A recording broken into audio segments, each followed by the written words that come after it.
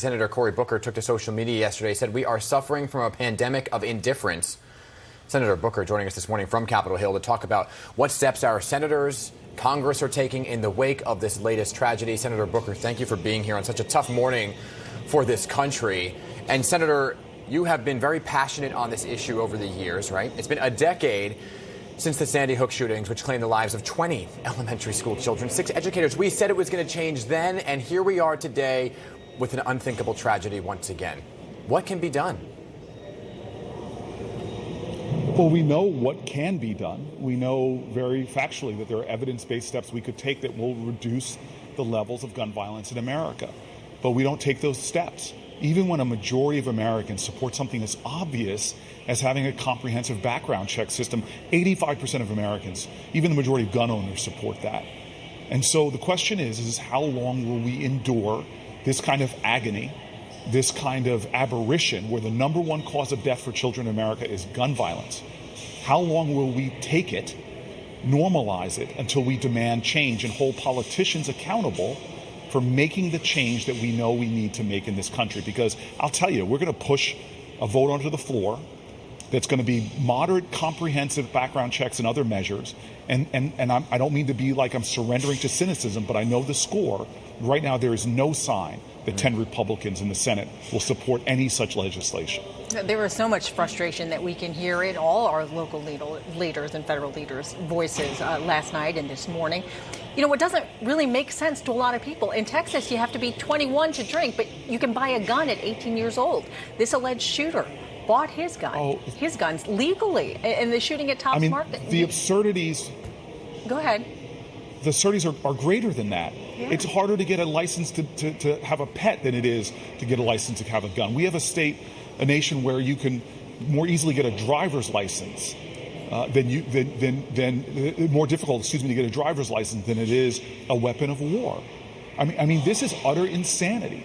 All the developed nations, and I travel around the world, from Canada to England, look at us and say, you all are sacrificing so many of your children on this altar of indifference and inaction. We know what can prevent these things from happening, but we are refusing to do it. And so I know enough about this place. New Jersey has given me the blessing of working here for almost a decade.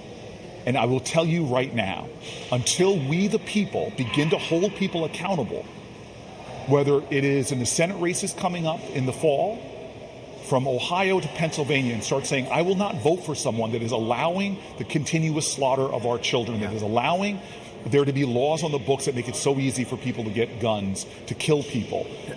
Nothing's going to change until people start understanding there's a consequence to your inaction. Yeah, you know, Senator, in the wake of yesterday's shooting at the elementary school, the Majority Leader, Chuck Schumer, said he was going to reintroduce several of those gun control measures like you're talking about to strengthen background checks, extend the waiting period to buy a gun. We've heard all of this before, right?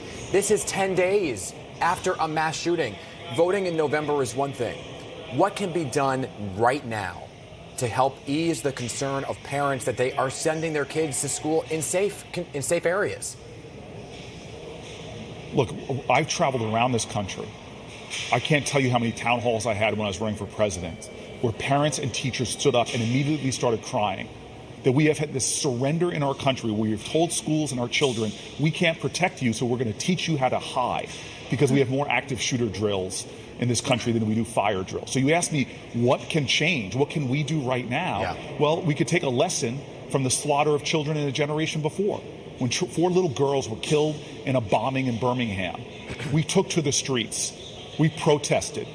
We demanded change. And those politicians that resisted that change, they got rolled by a public that would not let them escape accountability.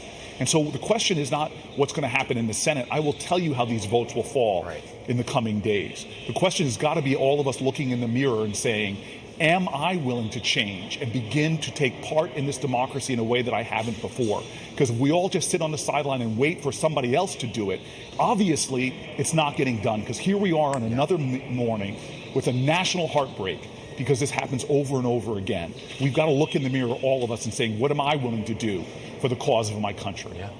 You know, you hear so many leaders saying, our hearts our prayers are with these families. One of the parents, a father of one of the Parkland shooting victims, Manuel Oliver, who will be on our show later this morning, said, we don't want your prayers. We want our kids. We need our kids. I mean, Texas Senator Ted Cruz, Governor Greg Abbott, they're expected to speak at the National Rifle Association's annual meeting in Houston this weekend. That's just 4 hours away from Uvalde.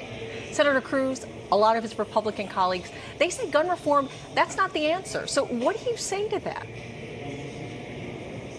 Well, you know, people's minds change a lot, unfortunately. Their empathy seems to grow when it hits their families, when it's their children, when this is personal. You know, I know these capture a lot of attention, but every day, about every 3 hours, a child dies due to gun violence. It's the #1 killer of our children. In communities like mine, I have had a teenager's blood all over me trying to stop him from bleeding out. This happens every day. Every day in America, 100 people are dying from gun violence. And so I'm fed up. I am so angry. The question has got to be, how long, how much more of this are we going to take? And I know the rhetoric from far-right radical people who won't even listen to the majority of their own party when it comes to gun reform. I know the power of the corporate gun lobby. I know all of those obstacles, but American history is replete with examples when we beat those folks. This is a democracy, and we've got to start exercising our rights, which is not just the responsibility to vote every year. It is the responsibility to shape and mold your government, to bend the arc of the moral universe. And that's what's missing right now. Yeah. You can hear the passion in your voice, and I don't think anybody's waking up numb in our area, numb to what we are watching. The truth is staring at us in the face. Senator Booker. And our area suffers from it. New York and New Jersey have all these guns coming from states with lax gun laws that are used in crimes in our state. So we are a state suffering from a nation that doesn't have national laws, and that's the work we've got to do.